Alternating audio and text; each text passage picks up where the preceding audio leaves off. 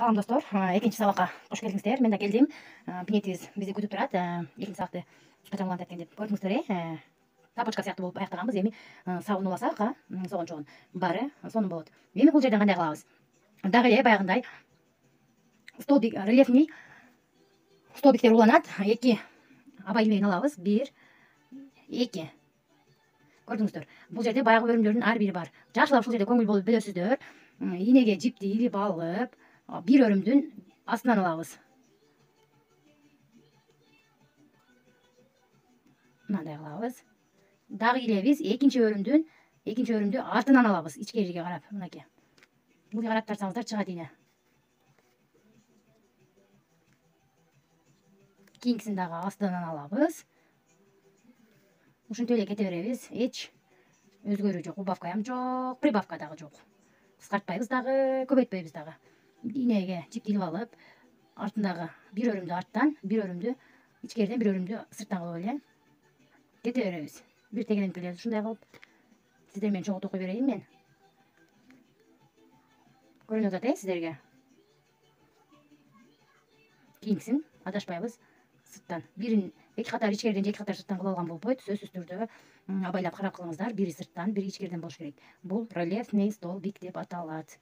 Резина сыяктуу болот, резинасын жасайбыз. Биринчисинде билинбеши мүмкүн, биринчи катарда. Үчүнчү, төртүнчү катарларда аябай сонун болуп билинип калат.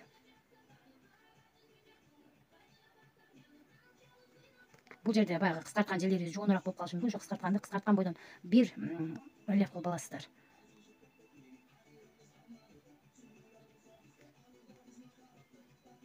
Көрдүңүздөр, бир өрүмдү ичкериден алсак, бирисин сырттан алабыз, бирисин ичкериден алабыз, бирин сырттан алабыз. Инени тартканда ылдый каратып тартыңыздар, кайра айтып атамын, себеби өзүңүздөр кыйналбаш үчүн.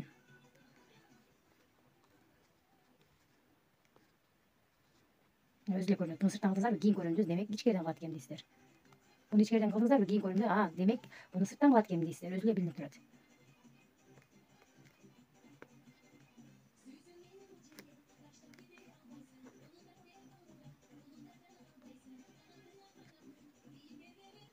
Кийинкиси ичкериден.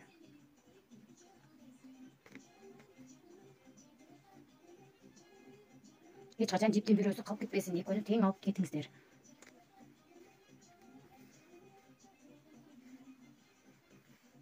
Көрүп атасыздар, бирин ичкериден, бирин сырткардан алып эле бүтүрүп атабыз.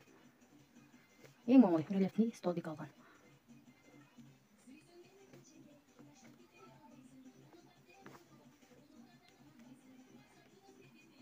Сырттан болду, эми кийинкисин ичкериден кылабыз.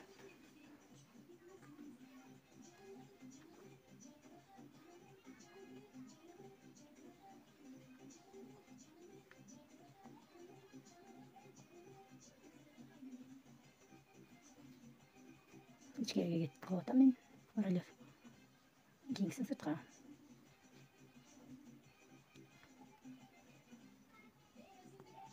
Кийинкисин ичкериге.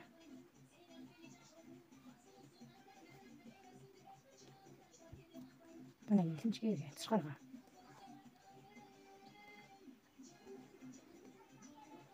Кийинкисин сыртка, ичкериге. Бири сыртка болду, демек кийинкиси сөзсүз ичкериге болот. Карайсыздар да токуп атканда. Ичкериге кылдымбы, сыртка кылдымбы? Демек азыр эми сыртка кылам. Ар бир өрүм өзү эле көрүнүп турат. Өрүмдөрдүн узун таякчасына саласыздар да. Мына бир өрүм көрүнүп турат, мына бир өрүм. Ошону жип аласыздар дагы, астынан чыгарып, кайра бул өрүмдү бул жагынан өткөзөсүздөр, бул жагынан чыгат мына. Ичкериден кылып атканда. Кайра экөөнү өткөзөсүздөр, экөө калат, дагы бирөөнү өткөзөсүздөр. Сыртта кылып атканда деле жипти илип алабыз, мына бир өрүмдүн бул жагынан киргизебиз, мына жагынан чыгарабыз мынакей. Бул жерде баягы убавка кылган жерге ошо жугунураак болуп чыгат мынакей. Чыгат, тартсаңыздар деле. Эми ичкериге. Биринчи катарыбыз рельеф жакындап жатат. Эми сырткарга.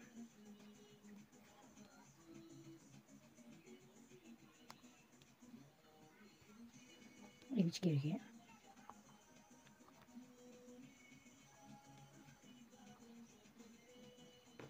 Эми ушул жерден сырткарга кылабыз, бир өрүмдү, мына акыркы өрүмдү. Сырткарга кылып көрдүңүздөр, эми ичкериге кылабыз. Акыркы столбикти ичкериден кылабыз. Ушул жерде адашпаңыздар, көпчүлүк ушул жерде адашышат. Бул сыртка болду, демек буну ичкериге алабыз. Бул жерде 3 аба илмегин алганбыз. Ошону эмне кылабыз? Соединение кылабыз. Мындай соединение кылабыз. Көрдүңүздөрбү? Ошондой тең болуп калыш керек бул жерлер. Эми көрдүңүздөрбү достор? Рельефибиз бир аз болсо дагы окшошуп баратат. Экинчи катарга кылабыз. Бул рельефти ошентип 5 катар кылабыз. Мен 4 катар эле кылып көрсөтөм силерге. 1 2 аба илмегин алабыз дагы. Кайра эле кайталайбыз. Жиптилебиз. Бир сыртка болгондуктан сыртка, экинчиси өзү эле дароо эле көрүнүп турат. Экинчи катар аябай бат болот. Себеби биринчи катарда биз жол салып алдык, кандай болгонуна. Экинчиси өзү эле кетет. Аралары ачык болуп эле жакшынакай болуп. Кийинкиси ички сыртка.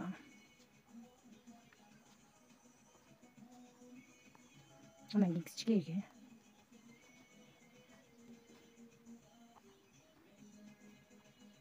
Андан кийинкиси сырткарга.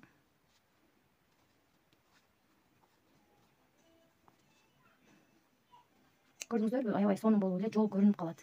Өзү эле мен сырткамын, мен ичкериге, мен сыртка, мен ичкериге деп айтып турат сиздерге. Сиз ошо багытты эле туура пайдаланып кетсеңиз, марага бат жетесиз.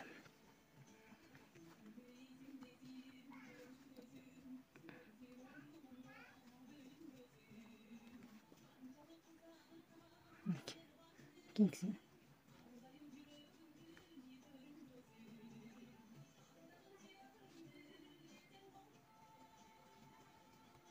Ичкерине релеф кылып атканда ийнени сөзсүз ылдый карап тартасыздар, башынан бери эле айтып келатам. Себеби сыртта деле ийнени ылдый карап тартпасаңыздар, жиптин чыгышы кыйыныраак болот. Мен биринчи катардан баштап 4 катарга чейин баарын рельефти көрсөтүп берем 1 саат бою. Жакшылап көңүл буруңуздар. Жипти илип алабыз. Ичкери көрүндү экен, ичкери көрүндү киргизип чыгарабыз, бул өрүмдү кошуп сыртка чыгарабыз. Мына. Дагы илип алабыз. Сырткы өрүмдү көрүнүп турат, мына сырткы өрүмдү алабыз.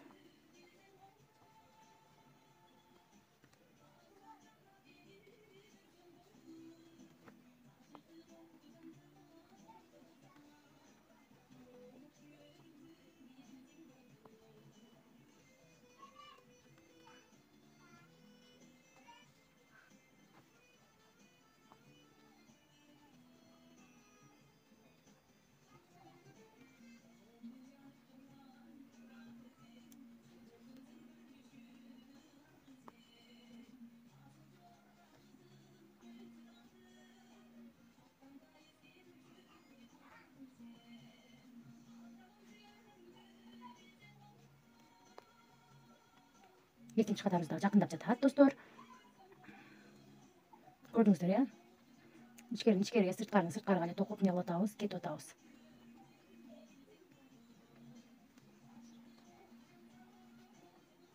Эч өзгөрүүсүз.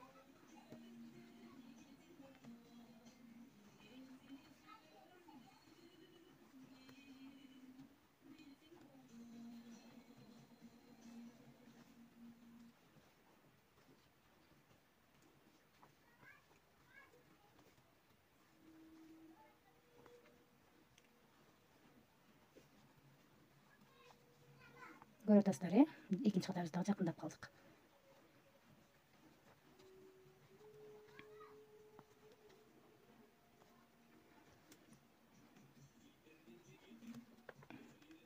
Ичкерини ичкериге, сыртты сыртка эле жоңойтуп кете беребиз.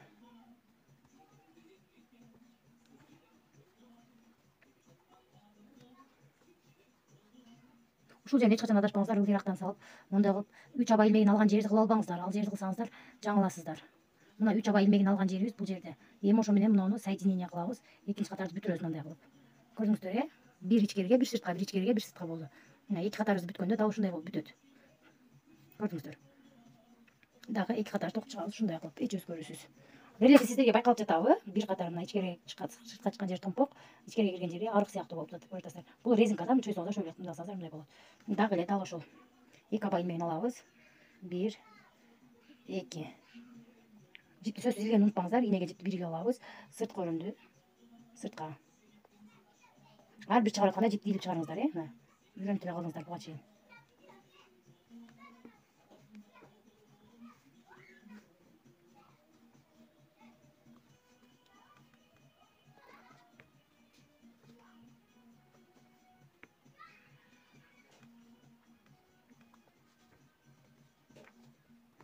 3 катар кетип атат, байкасаңыздар. Дагы 1 катар токуп койсоңуздар болот. Мага заказ түшкөнү боюнча 4 катар эле кылып берсеңиз болобу дегенине мен макул деп койгом. Эгер стандарт токуйм десеңиздер 5 катар болот стандарт. Зерикпей ушу рельефныйды 2 воздушный петля алып, аба илмегин 5 катар кылып чыксаңыздар болот. Мен заказдар боюнча жаңы төрөлгөн номеркага киргизем дегендиги үчүн плетин дагы токуганмын. Плети дагы дал ушул өңдө болгондуктан ошол өңдөгү пинетти токуп атам. Роддомго деп. Күзгө барып төрөйт экен, ошого сезонго аябай сонун пинет болот. Кышы менен жылуу, жумшак кийип чыгат.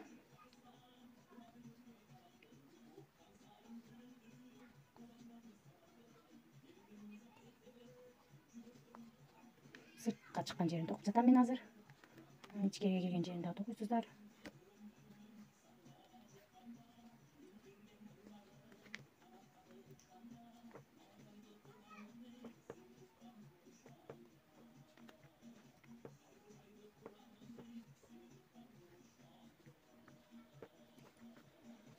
Сырткарыны сырткарыга, ичкерини ичкериге эле кылып кетип атабыз.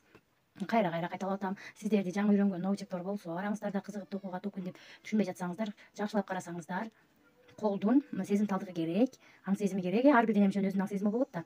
Ошону эле кол көнүп калат бара-барачы. Өзү эле шпулдап сыртты сырткарыга, ичкерини ичкериге кылайын деп турат, аны сиз кичине эле багып берип башкарып койсоңуз.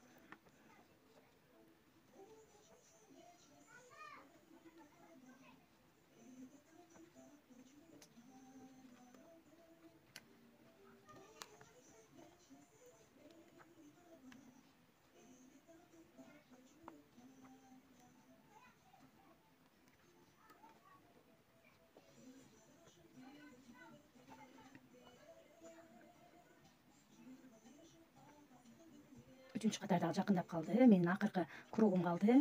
Акыркы кругту мен токуп келсем, экинчи пинет боюнча 3-чү сабагыбыз аяктайт.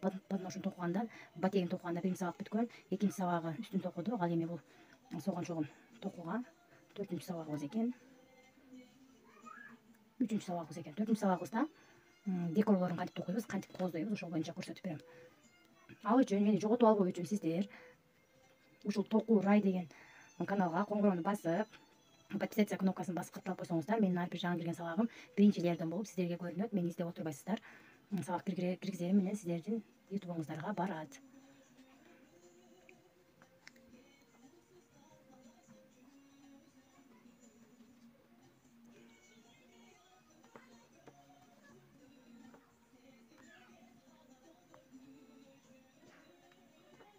Үчүнчү катар дагы марага жетти. Акыркысын биз ичкериден токуганбыз.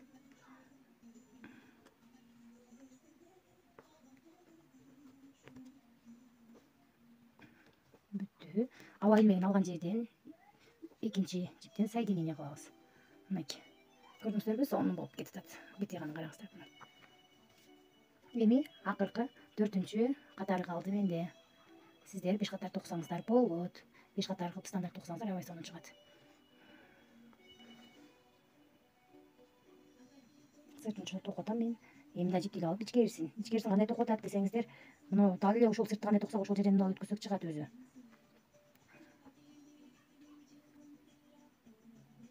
Көрсөтөм десем бир аз ыңгайсыз экен. Сыртты кандай кылып алган болсок, ичкерини деле ошондой кылып алабыз. Мынакей. Карап отуруштун кереги жок, ал жака көз чаптырып. Сыртты көргөзүп берейин, сырт кандай болсо ошондо болуп кете бересиздер. Мына жипти илип аласыздар. Мына томпок болуп өзү ошондо мына туш сайсаңыздар эле чыгат. Мына туш сайсаңыздар ичкерин деле. Анан жипти илип алып, кайра ылдый кылып тартасыздар. Мына.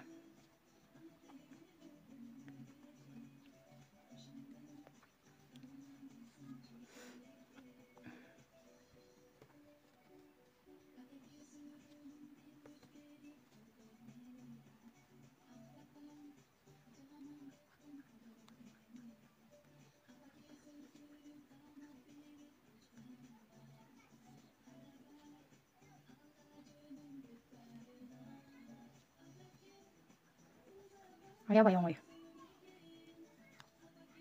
Билесиздер. Сыртты кандай токуган болсок ошондой кылып туруп эле өткөзөсүздөр. Жипти алып кайра тартып чыгарасыздар ылдый кылып. Инеден 2 жипти өткөзөсүздөр, дагы 2 жип калды, аны дагы биржола өткөзүп коесуздар. Ар бир немеге жипти илип алганды унутпаңыздар да. Жипти илип албасак чоңойто албайбыз, биз ордудан жылбайбыз. Мындан кийинки сабактарымда дагы ошол бинеттин жөнөкөй жеңин токулганын көрсөтөмүн. Балким муну татаал деп түшүнбөй жатсаңыздар, ошол жөнөкөй бинетти көрүп токуп үйрөнсөңүздөр башка жиптен көрүнө турган. Анан ошонун негизинде бут бинетти дагы опытыңыздар ашкандан кийин, практика кылгандан кийин бат эле токуп кетесиздер. Мен айттым го башында эле, негизинен бут кийимдердин базасы, токуу базасы бирдей эле. Жиптеринен анан кооздуктарынан эле ары бери жылбаса базасы бирдей. Ошол базаны жакшы билсеңиздер эле, анан убавка эмне, прибавка эмне экенин билип алсаңыздар, столбик эмне, стена эмне, рельеф деген эмне баарын билип алсаңыздар, сиз дагы профессионал токуучулардын катарын толуктап өзүңүз үйрөнгөн билимди башкаларга бергенге аракет кылып каласыз. Адам баласы канчалык билим алса мээсинде сактай албайт, аны башка жаңы билимди киргизе албайт. Үйрөнгөн билимин башка бирөөгө бергенде гана адамдын мээсине жаңы билим сиңип кирет. Мен дагы ошол принципти жакшы кармап, эмне үчүн мен үйрөнгөн билимимди башкаларга үйрөтпөшүм керек деген чоң максаттар менен сиздерге акысыз эле үйрөтүп жатам. Бул билимдерди мага эч ким акысыз үйрөткөн жок. Ютубтарда бар, орусча же болбосо башка түркчө, башка тилдегилердики бар. Ал тилдерди мен түшүнбөгөндүктөн кыргыз профессионалдардан сатып алып үйрөнөм. Ал үйрөнгөнүмдү мен акысыз эле башка бирөөгө бергим келет. Себеби мен кандай кыйынчылык менен тыйын таап үйрөнүп жатканымды, айылда жашагандарды жакшы билемин. Алар дагы мен сыяктуу болуп кызыгуусу күч, бирок финансы жактан кыйналып жаткандар болсо, менин ушул сабактарым жардам болсун деп ушул багытты тандап алдым. Канчалык бирөөгө берсең, Кудайым сага ошончолук берет дейт. Балким мага башка тараптан берип калар депчи. Буну өзүм үйрөтүп, үйрөнүп алган соң башка бирөөгө үйрөтпөсөм, мен дагы жаңы билим алсам, мага ал сиңбейт да. Кайсыл жака батырмак элем. Качан бул билимди башка бирөөгө өткөзүп бергенимде, мен жаңы билимди мээме сиңиргенге мага шанс болот да. Ошону дайым кабыл алып, мен башкага үйрөткөнгө аракет кылып келем. Дагы көптөгөн сабактарды, мастер класстарын жазып койгонмун, бирок ошону тартканга убакыт болбой жатат. Акырындык менен киргизе берем. Сиздер дагы кайсыл бир мезгилде бошогонуңуздарда, баарын бир үйрөнө албасаңыздар дагы жиптерди, керектүү шаймандарды алып үйрөнгөнгө аракет кылсаңыздар болот. Негизинен шаймандар арзан эле. Көп болсо бипинетке 200 сомдук жип алсаңыздар, 2 өңдөгү Алиса сорти деген бир ийне аласыздар. Кайчы баарыбызда эле бар. Анан 50 сомго астына российский пряжа берет, ошодон алсаңыздар бир пинетти чыгарасыздар. Негизинен билим акчадан да бийик туруш керек. Ошол нерсени эсиңизден чыгарбай, жакшылап мен көрсөткөндөй кылып үйрөнүп алганга аракет кылыңыздар. Сиздер менен сүйлөшүп отуруп мен марага жетип келдим, достор. Мынакей. Тык кыйган гана жаңы төрөлгөн бөбөккө ылайыктуу пинетибиз даяр болду. Буну эми кантип неме кылабыз? Бекитебиз. Дагы бир эле алабыз. Тартып алып туруп, кичине жипти кыркып анан бекитип коебуз. Мынакей, катуу болуп катып калды. Бул пинеттин тыкыйганын көрүп, кичинекейлигин көрүп, эч бир айым көргөн айым жөнөтө албаса керек. Кызыгып, мен дагы токуп көрөйүн, адам баласы жасаганда мен эмне үчүн жасай албашым керек дейт болуш керек. Буну бекитип коелу. Монтип эле өрүмдөргө киргизип эле бекитип коесуздар.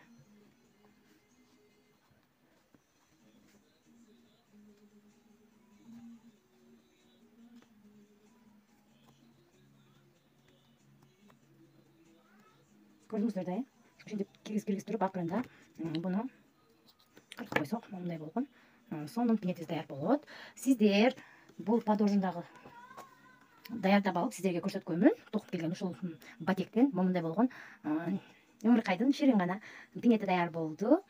Сиздер бунун шеригин видеого карап, экинчисин да токуп келсеңиздер, анан декорлорун бул жерге коен токойбуз, анан кооздогонду кийинки сабакта үйрөтүп берем. Саламатта туруңуздар.